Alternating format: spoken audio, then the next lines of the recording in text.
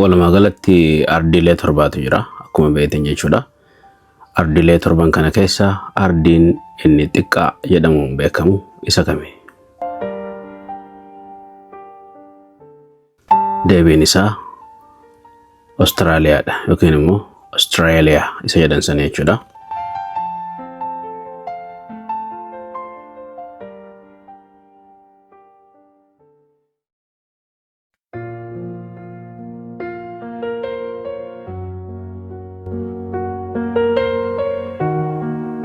Australiyaan yookiin immoo Austraaliyaa inni jennu yookiin immoo akka ardiitti yookiin immoo akka biyyattis yaamuu dandeenya. Ardiilee torban keessaa Australiyaan ardii takka, akka biyyattis ni yaamamti jechuudha. Biyya Austraaliyaa jedhamteeti.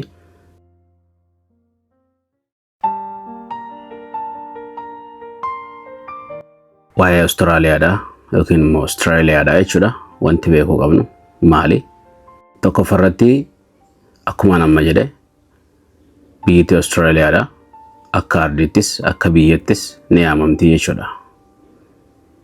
Ardiilee torban keessaa Austraaliyaan ardii takka, akkasuma biyyoota addunyaa keessaas Austraaliyaan biyya takka jechuudha.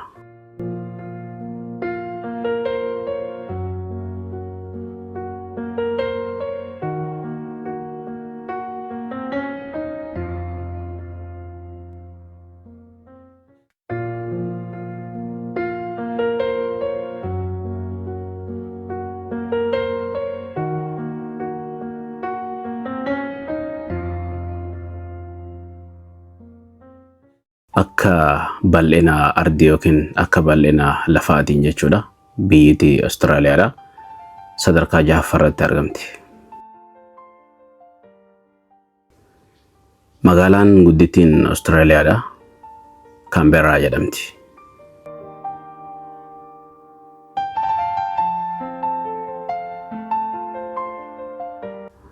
Magaalota Austraaliyaa keessaa irra guddoon immoo magaalaa Sydneyti jechuudha. Sydneyn magaalota jiran hundarra baay'ee guddoodha.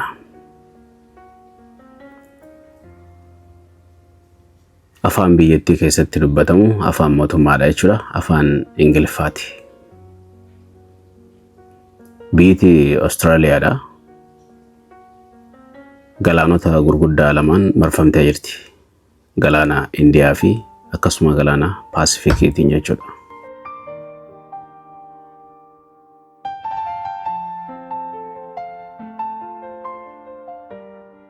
Biyyattii Austraaliyaadha bineensota biyya san qofa jiran kan akka kangaroo jedhaniin isaanii, akkasuma koalas bineensa jedhamu kana isa viidiyoo irratti argitan kana kan qabdudha jechuudha. Biyya san qofa keessatti argama jechuudha bineensonni kanneen.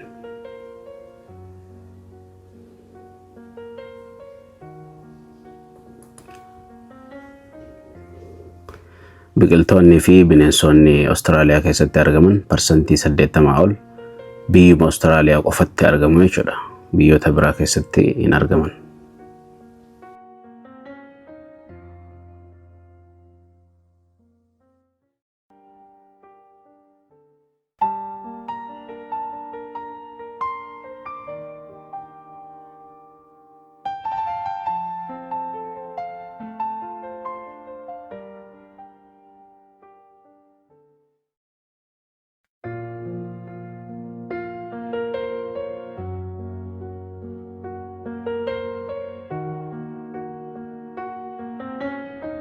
Biyya Austraaliyaa san keessatti naannolee hedduutti hoolaa isiitu uummata ishirra baay'ataa jechuudha. Wanti adda isii godhu.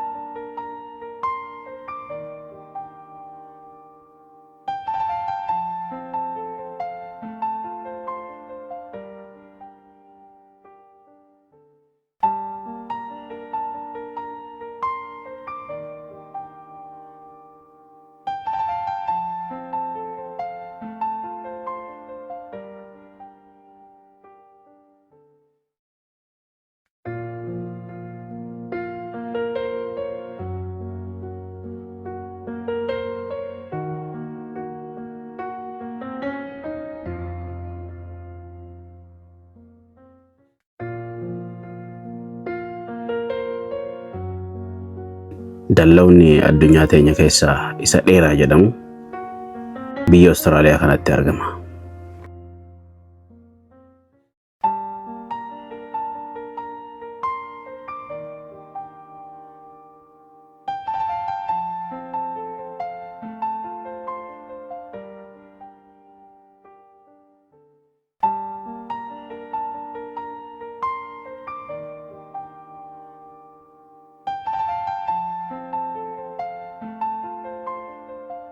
Gaafiin inni itti aanu qaama keenya keessaa qaamni dhiiga qaama keenya guutuudhaaf raabsu maal jedhamuudhaan beekama?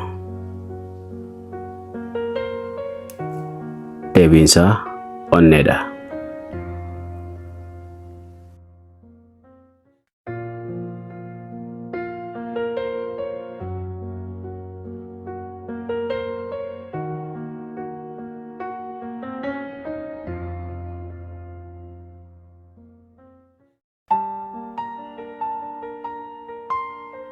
Waa'ee onneedha wantoonni beekuu qabnu wantoota asii gadii kana.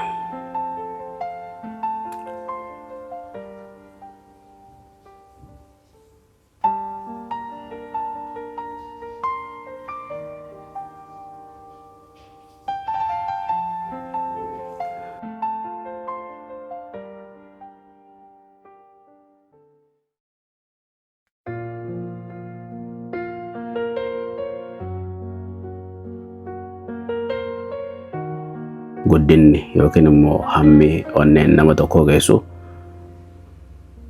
hammuma dabuuca harka isaatii jechuudha. Harka kee kana walitti qabde akka nama boksii walitti qabatu jechuudha. Harka kee walitti qabdu hamma inni ga'u onneen tee geessii jechuudha.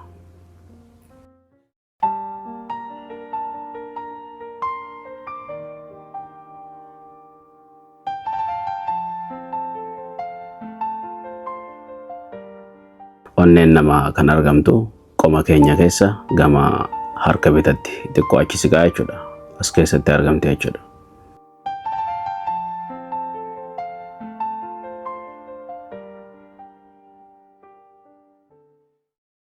Hojiin onnee akkuma reefu jedhee inni guddaan dhiiga qaama guutuu keessa olii gad oofuu yookiin immoo raabsuudha.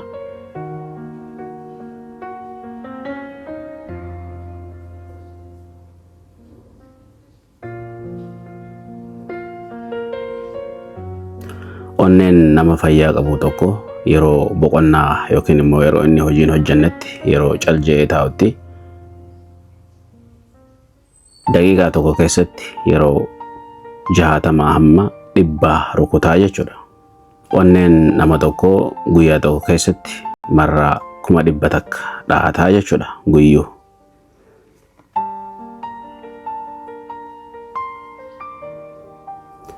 Akkasuma guyyaa tokko keessatti dhiiga liitirii 7,500 ta'u qaama keessa olii gad oofa.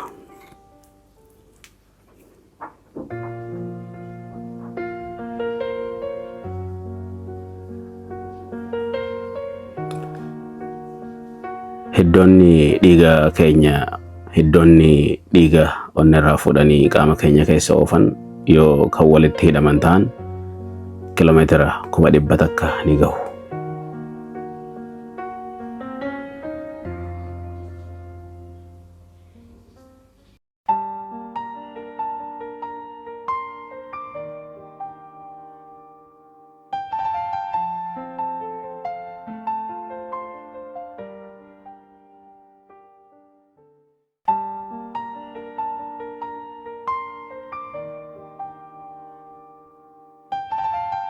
Onneen ilma namaa guyyaa tokkollee boqonnaa hin fudhattu.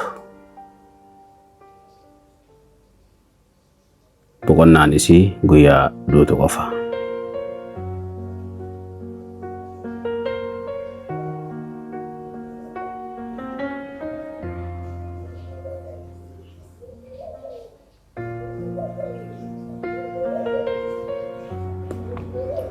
Fayyaa onnee teenyaa eeggachuudhaaf wanni nurraa eegamu maali yoo jettan sochii qaamaa, nyaata fayyaalessaa fi hirriba gahaa argachuudha jechuudha.